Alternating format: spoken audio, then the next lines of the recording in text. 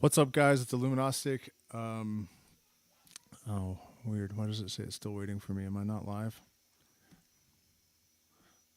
Uh, I'm going to assume I'm live and just start talking, I guess. I did a stream on the secrets of the Grateful Dead last night and why I consider them the most important phenomena in the whatever century it was, 20th century, and the 21st century as well, really. Because of what they did with consciousness and the way that they kept the torch of is the mic loud enough, you guys? Let me know if it's here. I'll try turning it up a little bit. There, is that better? They basically kept the torch of consciousness alive for the 70s and 80s and into the 90s, and then once that energy had spread sufficiently and broken up into smaller units. And sort of escaped from the vessel that had contained it. Garcia died and they went home. And it's really almost kind of poetic. I mean, I'm not saying it isn't sad, but it's just like the timing and the way that it all happened. It seemed like, that's what needs to happen. That's what magicians do.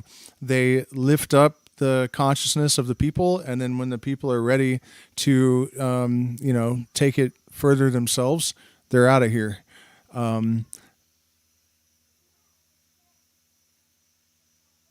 He's asking if I can break down the symbols in the hippie Ripple music video. Oh, no, because it's not really a Grateful Dead video, so I have no idea what symbols they were using. I am going to talk a little bit about the connection to Egypt because there was a lot more to it. A lot of people know that the Grateful Dead did a concert at Giza at the Great Pyramid in 1978. But there is a lot of interesting circumstances. I will watch that Ripple video. Maybe we'll watch it together before the stream is over. A lot of interesting circumstances surrounding that show at Giza. But, it's basically just a couple of things I want to touch on that I completely overlooked last night. We talked about the fact that they would play a different show every single concert. So different songs. It may be the same songs, but not in the same order as another show, right? But the entirety of their career. And then every song was played differently every time. And this was such an insane feat, especially considering that Garcia also played in the Jerry Garcia band, the Jerry Garcia acoustic band, Garcia Grisman, Grateful Dog, Merle Saunders and Jerry Garcia had a band. He had a bluegrass band at one time. Called Olden in the Way, and Legion of Mary, and Garcia and John Kahn, and on and on and on and on and on. And on top of all that, he was somehow flying around the world doing all this session work all the time.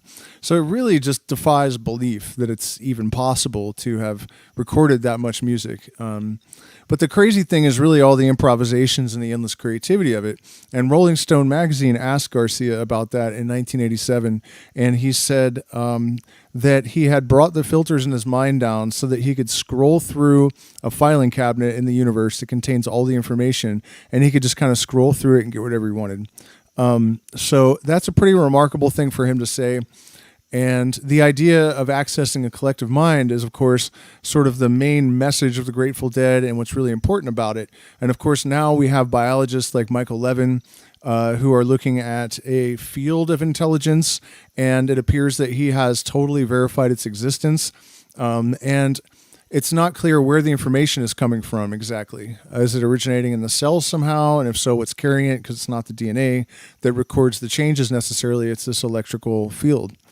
So it's really interesting times to see a sort of at least a shimmer of the possibility that science may even be able to verify this thing that Garcia had claimed, and that a lot of mystics have claimed, that there's sort of a repository of all the information in the universe that people can access. Another thing that I wanted to talk about, though, that I missed in the other stream is the sort of gnosis inducing quality that the Grateful Dead's music had when they were at their best.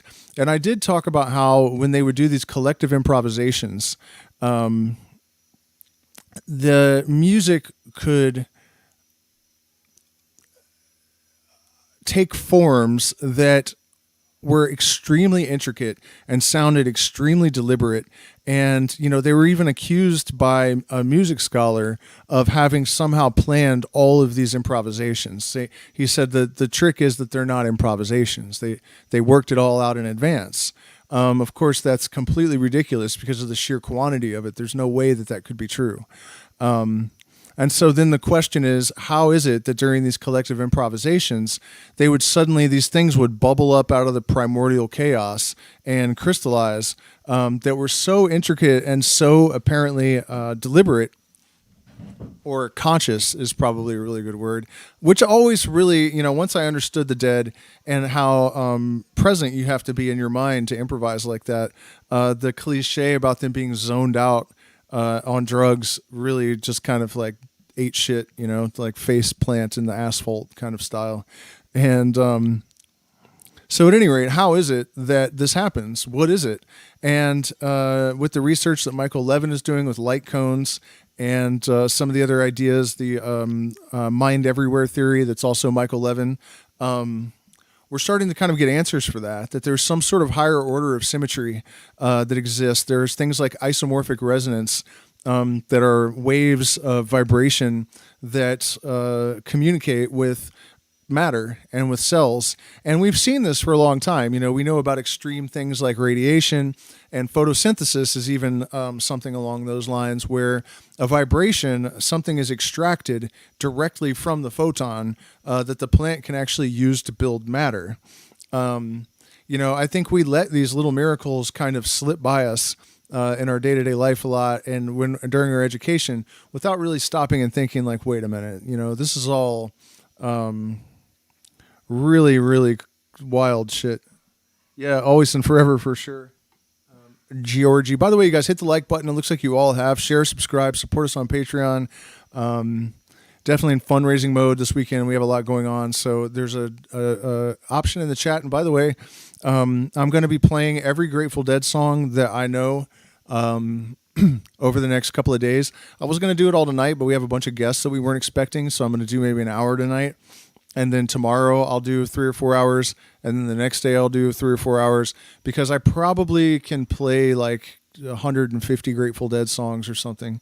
We'll see how well I remember them all, because I've really shelved the guitar in the last couple of years. I haven't been playing much. But anyways, that's coming up after this stream tomorrow, and I'm just going to continue doing it until the 9th.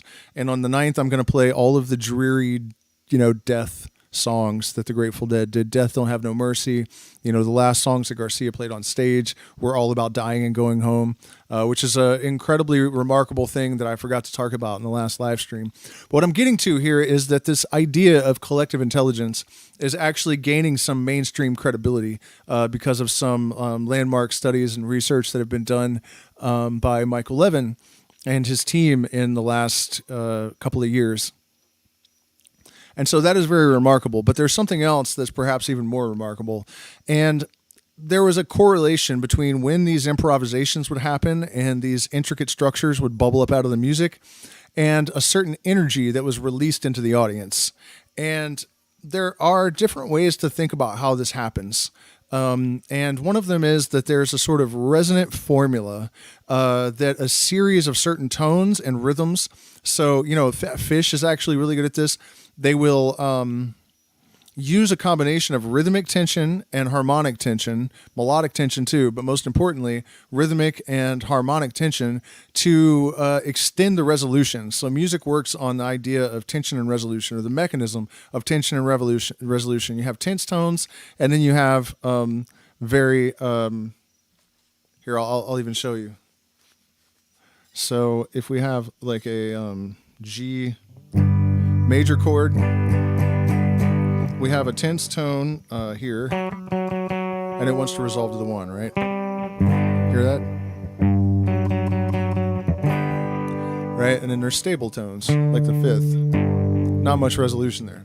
So the idea is that the resolution would be extended over a longer period of time than normal. So, in a melody in a pop song, you'll have a tension tone for a second and it'll resolve like pretty quickly, because, people generally aren't inclined to tolerate the dissonance for extended periods of time. But it turns out that if you can effectively extend the resolution, you can build so much anticipation that when the resolution finally comes, it triggers a catharsis in people that is sufficient to catalyze their consciousness to an entirely higher level. And it is the form that it takes and the extent to which it works is definitely variable. There are different bands that do this. Tool is one of them, with varying degrees of success.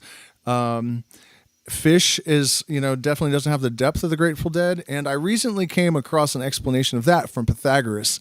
I was looking into the idea of isomorphic resonance, and it was really mind-blowing of me to see that Pythagoras had noticed this fact, that it seems as though the contents of the musician, of their consciousness, are actually transferred to the people that are experiencing the music. So observer and observed, the boundary kind of breaks down, and that is kind of, a reference to this group mind thing again. They called it grokking back in the 60s, group mind rock, grok. And also people would, eventually they started saying, like, do you understand me? They would say, do you grok? Because it's like a deeper kind of understanding, because it comes from that, like, fundamental telepathic collective mind connection. But anyways, Pythagoras was, of the opinion that music played by certain people had way more power than the same piece of music played exactly the same way by another person. And, you notice this a lot with people that are shredders, like Steve Vai, right? He's almost completely soulless. His tone is thin, like he doesn't even know, And my theory about that is that they have no life experience. Those guys spent their entire lives in their basement practicing 12 hours a day. They are not connected to anything or anyone. They've never almost been killed in a fight or, whatever. Like, they just don't have much life experience to draw on, because all they've ever done is practice. So you get this kind of hollow, vapid, and so if Steve Vai, who has far more technical ability than Jerry Garcia, was to play in the Grateful Dead, it wouldn't have that effect at all. It would just not be present in the music, because that man doesn't understand what that is. It's not part of his soul. I don't know the whole answer, but that's definitely a thing. It looks like my internet might be going down. I don't know what's going on. I'm sorry about the lag, I guess, basically is what I'm saying. But that extended resolution process opens up that gateway to the collective mind. And, it's definitely not something that's unique to the Grateful Dead. When I set out as a 21-year-old kid, telling my parents I'm going to prove that consciousness influences our experience in ways that people wouldn't really believe or expect, and I'm going out to go and play with the inner circle of the Grateful Dead. Watch, I'll pull this off. And I actually did eventually. I kind of proved my point, I guess. Yeah, sure. There's all kinds of art that is made by people that don't really have the connection, And the fact that a lot of people don't even believe in that connection anymore is, pretty alarming. There are definitely a lot of musicians out there that really actually believe that it's all about just being in the right place at the right time and like certain beats and combinations and notes. And that's true if you are strictly like a pop musician, but if you're really, have any depth, then that's got almost nothing to do with it. Bob Marley would have been famous no matter when and where, it almost becomes completely irrelevant at a certain point.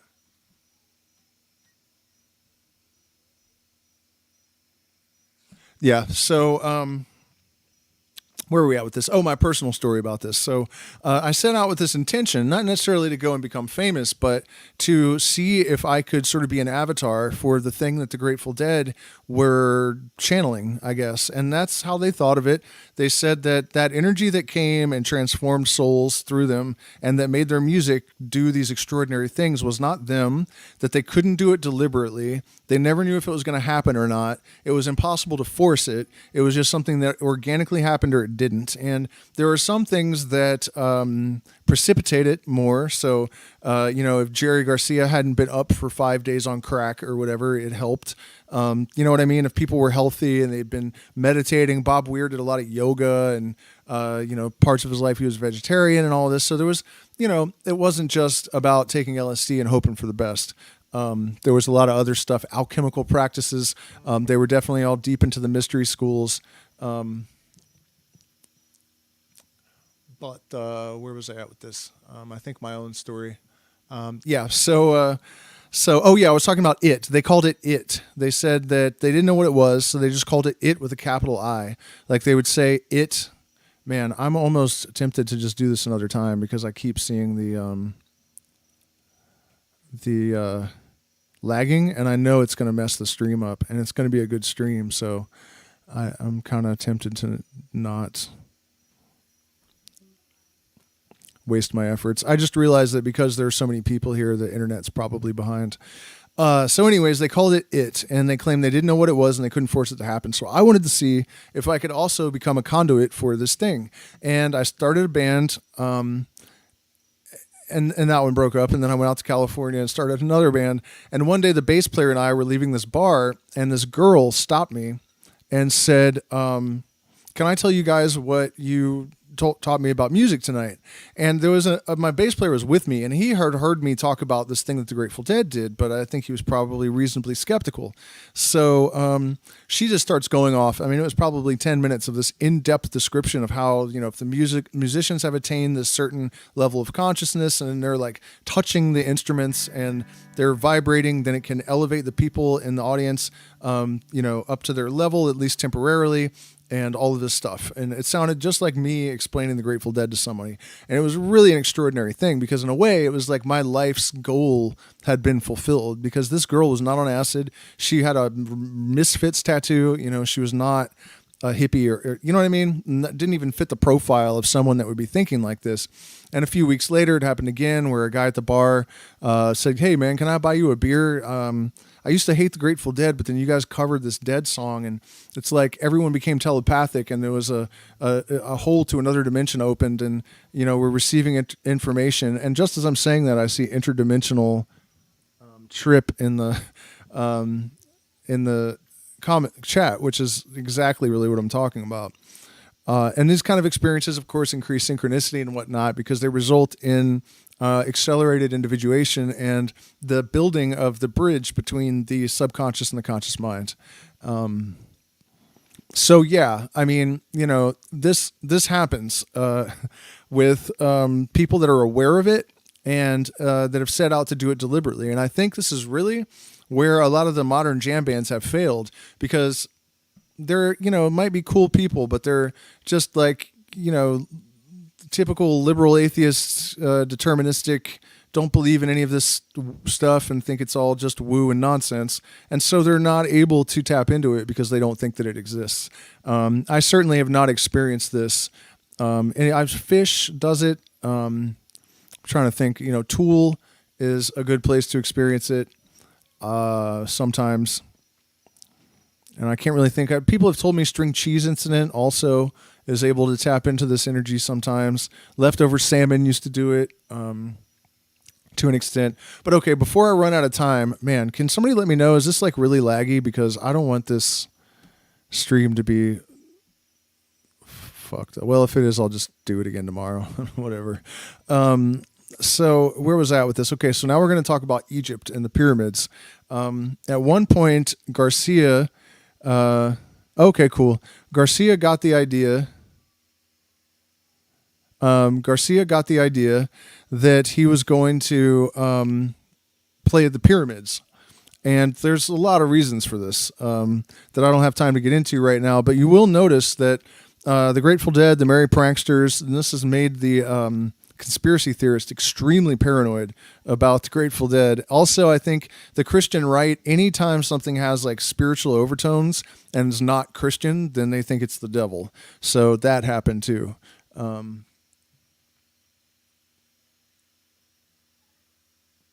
And so it's not though. The mysteries are the tradition basically that is encapsulated by Freemasonry. It's a repository for this kind of knowledge. The Illuminati were real and they were also the same thing, but they also were not evil.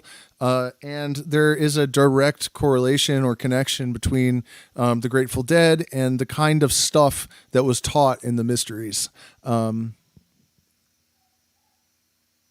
Actually, I know a woman that took LSD with Garcia on top of the Great Pyramid. Oh, I don't know her, but I had this conversation with her. The backup singer for the Grateful Dead, Donna Jean Godchow. I actually got to hear the story of how she got in the band, and she has pictures. I mean, it's definitely true and real, but it sounds like some hippie fantasy that couldn't be real, you know? But yeah, they went up on the top of the pyramid and ate acid and watched the sunrise, which I just can't even imagine. But well, I'm going to find out what happens when you drink ayahuasca in the King's Chamber of the Great Pyramid and lay in the sarcophagus. My friend's going to rent it for 2 hours, and I get half of that time. So I'm going to drink the ayahuasca and lay in the sarcophagus. By the way, you guys, hit the like button, share, subscribe. Please support us via the options in the chat. They're not in the chat, so I'm going to go get them real quick. So at any rate, Garcia decides that he wants to play at the pyramids. And so they get in touch with I don't know what the guy's name really would be, like his official title. You know, he was the curator of the mysteries or whatever, you know, somebody ambassador that was in charge of antiquities or, you know, whatever the hell authority they had to go through. And they set up a meeting with him, and they went and met. They went and met with the guy, and he said, why do you guys want to do this? Is it because you've noticed that your music changes everywhere you go? And it's true. If you learn to really listen to the Grateful Dead, eventually you can hear the fall. Like, you know, this is the fall. And it's not just like they didn't play in a style that is fall. It's like it has that energy. They were so receptive to their environment that the energy of fall would come through them, you know, or spring or whatever it was. You know, you can tell this is a fall show. You can, you know, close your eyes and you can see the colors in the fucking leaves. But so they went and they talked to the guy, and he said, okay, then if that's why you're coming, you know, you have a good reason to want to play the pyramids, then we'll allow you to do it. And by the way, it has never been done again. The fact that the Grateful Dead seem to have been tapped into this force that no one else has ever tapped into to that extent. And, you know, they were students of the mysteries, and, you know, something weird about Garcia and the, I guess, you know, he hated people making him out into a prophet or whatever, but I'll just call him a magician, you know, like in a very legitimate way. In the sense that it's a person that has sort of a preternatural ability to tap into modalities of consciousness and share them with other people, and probably to enforce his will via thought, you know. So no one else has played the pyramids since then. So they go and play the pyramids. It was a bit of a disaster. The drummer fell off of his camel and broke his arm. They have two drummers, but the other drummer's not really a drummer. He's more like a percussionist, and he just does fills, and he can't keep time to save his life. In fact, people have joked that the Grateful Dead double drumming, all you have to do to simulate it is tie together a pair of shoes and throw them in a dryer, and it's like clump, clump, clump, clump, because, you know, the kick drum isn't hitting quite right at the same time, and they had nights where they were really on point, but it's not untrue. So they went to the pyramids, and the drummer broke his arm, and Garcia was dope sick because he couldn't bring heroin with him, and he couldn't get heroin at the pyramids. So you had a dope sick Garcia, and you had a broken arm drummer, the main drummer, you know, the backbone of the band. And the coolest thing that happened is that the Bedouins out in the desert came up and wandered onto the stage. They were not invited. They were not uninvited, but they weren't invited. So these guys in these black robes that have been living out in the desert for, you know, who knows, 10,000 years or whatever the hell, they come up with their traditional instruments and just kind of walk onto the stage, and they start playing, and Garcia just kind of, you know, noodles his way in there. And yeah, well, hopefully the music stream is going to be good too. Like I said, I'm only going to do an hour and a half tonight. But I've added a whole bunch of new stuff. Scarlet Magnolia, or what is it? Sugar Magnolia. I've never played before today, and I think I have it down. I'm going to do High Time. All of it. I'm digging deep too. Like St. Stephen tomorrow, I think. I'm probably going to play 100 Grateful Dead songs in the next 3 days. Mostly with backing tracks, so there's going to be, you know. Anyways, too, please support the channel because we get nothing from YouTube, and I put an awful lot of time in this. So send us billions of dollars. Okay, so they play the shows. There are a couple of great moments. Other than the Bedouins coming on in the beginning, I mean, that was badass. Like, to craziest shit I've ever seen in a way, just that happened. And so they play the shows a couple good nights. You can get it on DVD. I think there's probably some of it is on YouTube, although I couldn't find the Bedouin Jam. It wasn't there. But then they found out later, and this is the crazy part, that there is an Egyptian prophecy written in hieroglyphics that says that at the equinox, the changing of the gods, that Aleister Crowley called the new aeon. Look, we lost like a third of the people just as I'm about to tell the best part of the whole live stream. That's a bummer. Well, it's their loss, I guess. This is the crazy shit, though. The equinox of the new eon, the signal would be that these musicians called the Djed, D-J-E-D, would come and play the pyramids. And it would be the sign that the new aeon was upon us, right? And Aleister Crowley said that we would know the new aeon was upon us because there would be fascist governments closing in from every direction.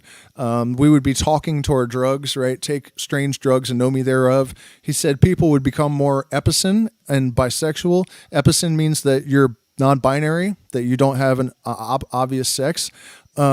So this whole thing is pretty goddamn crazy. Also, the Book of the Law refers to World War I by name before it happened. Called the Great War is what they called it while it was happening. And this thing that Crowley was supposedly channeling from the King's Chamber of the Pyramid, which is where I'm going to drink ayahuasca in a couple of months, the same room where Crowley received the Book of the Law.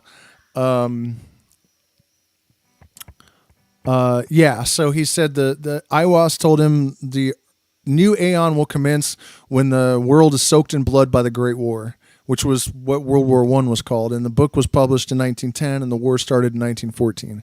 So pretty incredible shit.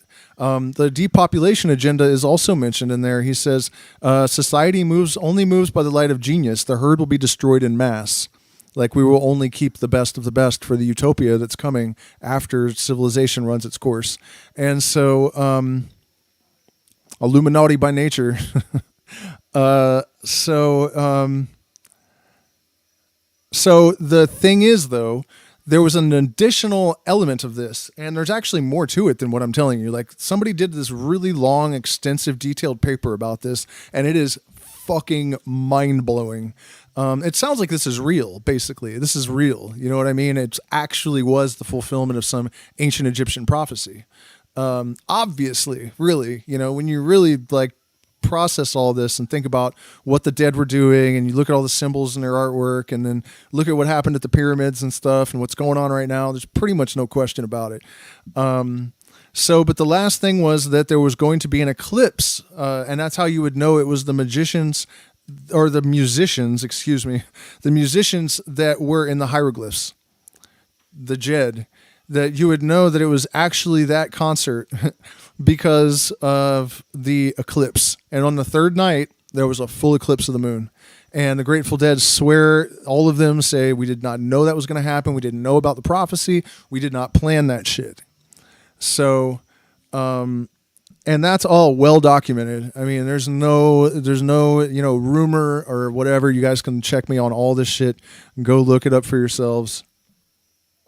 There were a lot of bats. Yeah, when they started playing, it loosened all the bats were like, what the fuck is this?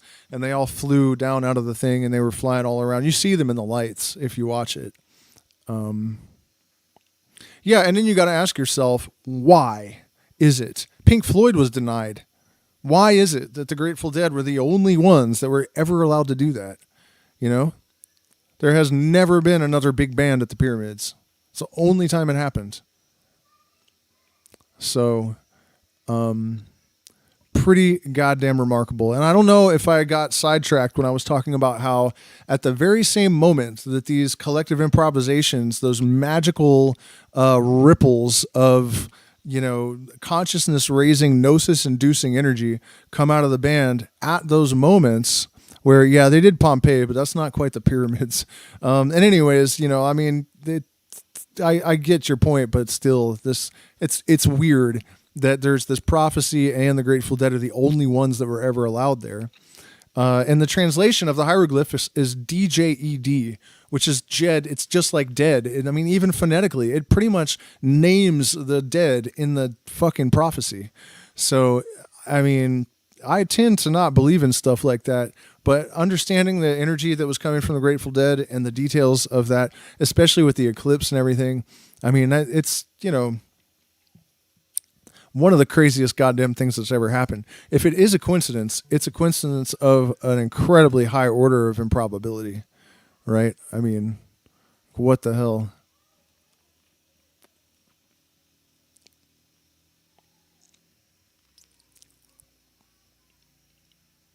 So,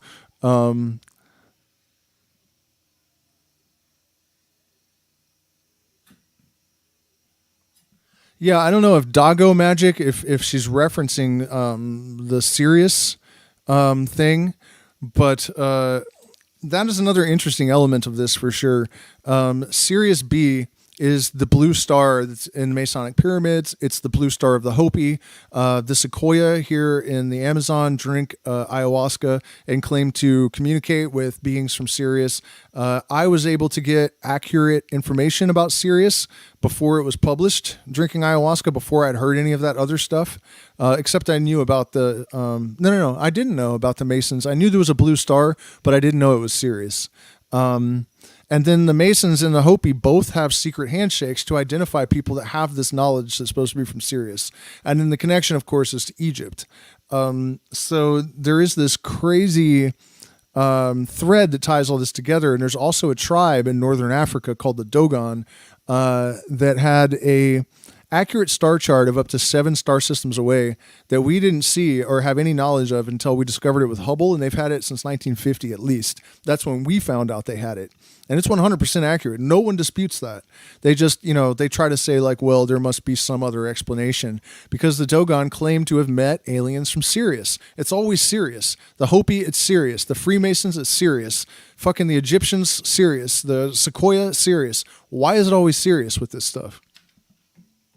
Are you serious? Yeah, actually, that is where the water buffalo handshake on The Simpsons came from. That is on 100% where that came from. So, yeah. All right, so I'm trying to think. Okay, so here's some more remarkable Grateful Dead shit. I can't believe the pyramid story didn't hold people, man. That is like mind-boggling to me. I guess I'm just going too far down the rabbit hole for people. But guess what, folks? The bottom has fallen out of the fucking rabbit hole. It has fallen out. It's an endless pit at this point. You know what I mean? The DNA was just debunked basically the other day. And there's a video of it on my channel. They're using electromagnetic fields to make organisms grow 2 heads, and then their ancestors are also growing 2 heads without altering the genome. We can grow brains back. We can grow limbs back. We can erase cancer. We don't have to die. Like, that technology is literally here. It's going to take a couple more years before it's like widely available, but things have exploded in ways that people never could have conceived of just in the last couple of months and in the last couple of weeks. So, yeah, hold on to your whatever you got because, man, are we on a ride. Yeah, and to think that I'm going to be in the Great Pyramid, the same room where Aleister Crowley received the Book of the Law. And also, okay, so there are these resonant chambers in the pyramid, and Jerry Garcia and the band crawled into these chambers and they made sounds, right? And they noticed that if they got a certain combination of pitches, they would hear Don't Let Go is actually not really a Jerry Garcia song. It's I don't think it is. The Jerry Garcia band did almost all covers. But anyways, there are these chambers, and they discovered that if you make certain sounds, there are these overtones that Garcia said they'd never heard before. So people have been wondering, like, what the hell is that for? He said it seemed deliberate. That's what they're for. It's like literally what they're for, right? So down here in South America, we have these false doors in the jungle in Peru. And the shamans say that if you make certain notes, combinations of notes. Those are actually portals, and they'll open up, and there's just these little stone doorways that don't go anywhere. The pyramid has the same thing, and my friend was mentioning it to me. He's like, I think they're doorways to another dimension.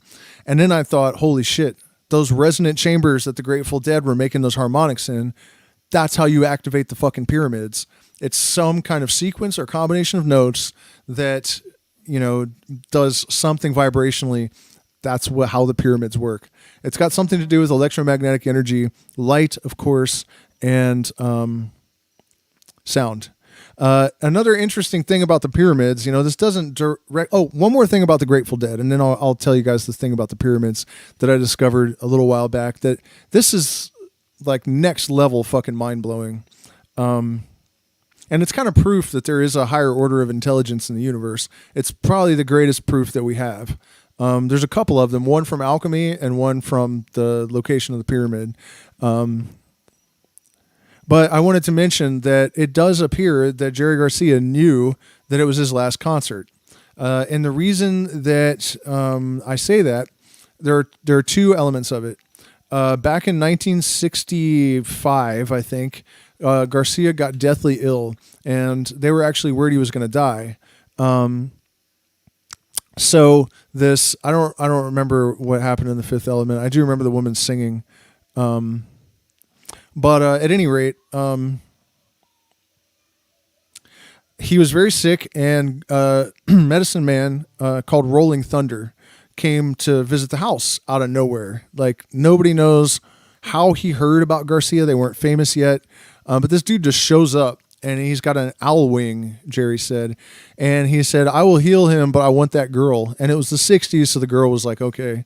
Which is kind of crazy, but that's what happened. And Rolling Thunder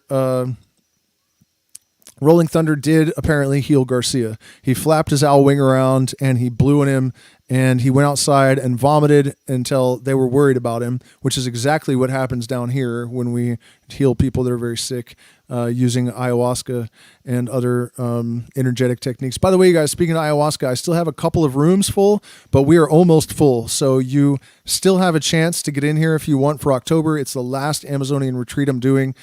Shoot me an email if you're interested. It's going to be amazing. We have a really good group. Everyone is from this channel, so we have all like-minded people. It's a lot better than when they're just random strangers from all over the world that just pay, and then you never know what kind of weirdos are going to be there. I have some control over it in this situation, so at any rate, if you're interested in that, send me a message. Only October, though, the entire month of October.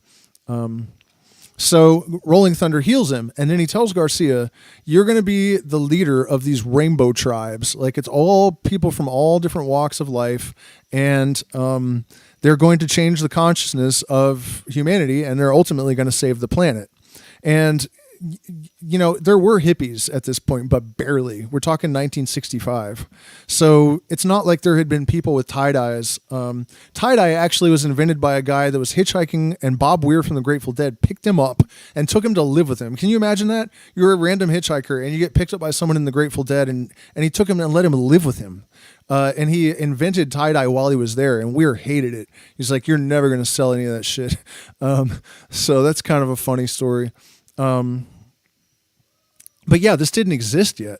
So, for him to say rainbow people, it's not like he was thinking like, oh, there's hippies and they're going to do this thing. So, the fact that came true. And another thing that Rolling Thunder said is that this is going to end on July 9th. And they were terrified. They said that he meant that year. So as July 9th was approaching, they're all like making sure they don't walk under ladders or like, under glass or whatever, staying out of the road, trying to stay out of cars, and it did end on July 9th, but 1995 and not 1965, obviously. So that shit is also pretty remarkable.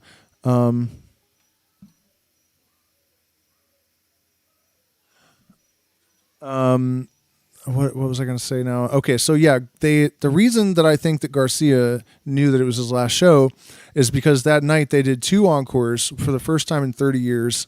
They had done it once before, a long time ago in the beginning of their career. So, as any good musician would do, Alpha and Omega, the first and the last, they have to be the same. We're coming full circle, right? So they did 2 encores, and one of them was about Phil Lesh's dad dying from cancer, and the other one was Broke Down Palace, which Garcia sings, I'm going to leave this broke down palace on my hands and my knees. I will roll, roll, roll. And it definitely sounds like somebody saying they're going to heaven. So pretty crazy. And also his performance of So Many Roads was the only time that he directly referenced the magic that people accused him of having, being able to control the weather and all that stuff. It was always an off-limits taboo subject. And at that show, he sang a song where he said, the wind don't blow and the rain don't fall and you no longer hear me when I call. And then he's singing about, so many roads I've traveled. All I need is one to take me home. And then he's gone a week later. Like, shit's giving me chills talking about it right now. I mean, just absolutely berserk shit, the story of the Grateful Dead,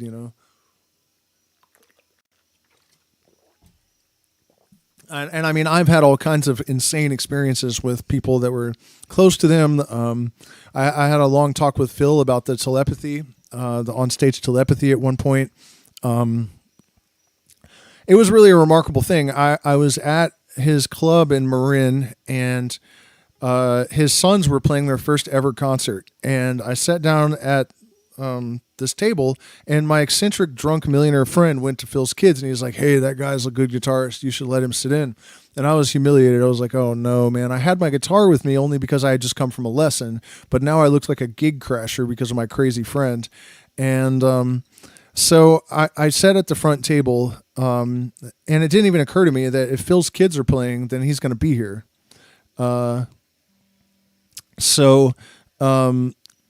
I see him and Jill, his wife, Phil and Jill, of course, come walking in, and Phil sits down right next to me, like elbow to elbow. And, I had not yet had exposure to people like that yet. So I was just shocked, like, what the fuck just happened? And so I sat with them while they watched their sons do their first show, and they were both like crying, and it was crazy. And then afterwards I approached Phil and said, hey man, can I tell you something? And he said, sure.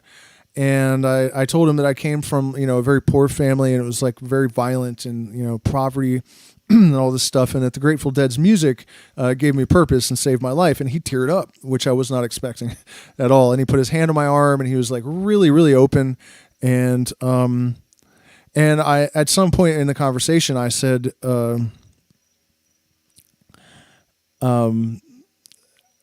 is the telepathy real? Is it marketing? Like, I already knew what I thought, but I just wanted to hear it from him, And he looked me dead in the eyes and he said, it's absolutely real, but you have to be listening in a way that is beyond, ears. It's deeper than that. And then he said, I'll tell you something that Charles Mingus told me, which was really insane. That now I'm getting advice about music from Phil Lesh, or from Charles Mingus via Phil Lesh. And he said, you got to get out in front of it. And it took me years to understand what he meant, but he was talking about getting outside of time, basically, so that you can look at it like a painting. So you can see what's coming, what's happened, and what's happening all at once. And then you can make decisions about your improvisation. Yeah, so that was a really, really wild experience. I've seen the weather phenomena happen more than once. I saw it happen with Dark Star Orchestra, which is just a cover band, one time where the lightning hit the stage and blew out a transformer right on the beat, and they did Looks Like Rain, and the sky cracked open and it dumped. The moment he said Looks Like Rain, and some old deadhead had told us earlier that night that sometimes it would rain when they played Looks Like Rain, and it happened that night.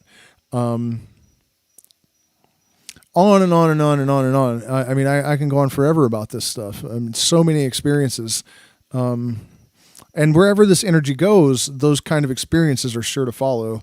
And that's something that Djed said as well, that even getting into their orbit was enough to warp your experience in a sense. And it's not a negative warp, but it certainly is a warp of kinds.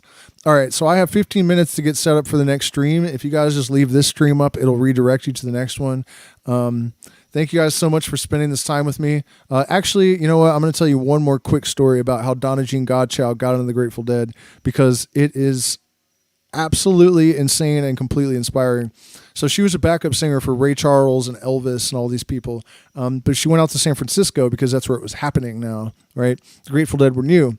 Her friends were coming home from the clubs in San Francisco saying, this band is amazing. And she's like, well, I know you guys are all on acid, so you're probably just high, because they would play her the bootlegs. And she's like, this is garbage. You guys are on drugs. And so eventually she decided, all right, I'm going to go see this band, but I'm not taking any drugs. I'm just going to go stone cold sober. And she said she couldn't sleep for 3 days pacing around her apartment. And I actually heard this directly from her, which was a remarkable thing. I went to this event. I had no idea she was going to be there, and I ended up getting this story from the horse's mouth. And so she said she just decided that she had to be in the Grateful Dead somehow. So she married this guy, Keith Godchild, who she didn't know was a piano player, and he didn't know she was a singer, because they married each other 3 hours after they met.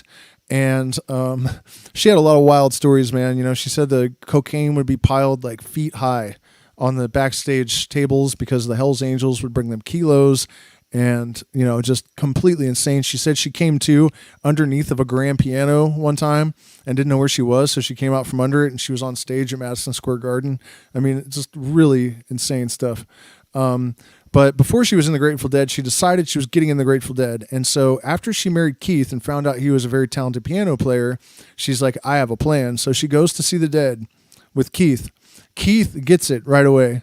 And he's like, I'm not talking to this dude. He's terrified of Garcia. He's like, this motherfucker is literally like some kind of prophet or something. I'm not walking up to this guy.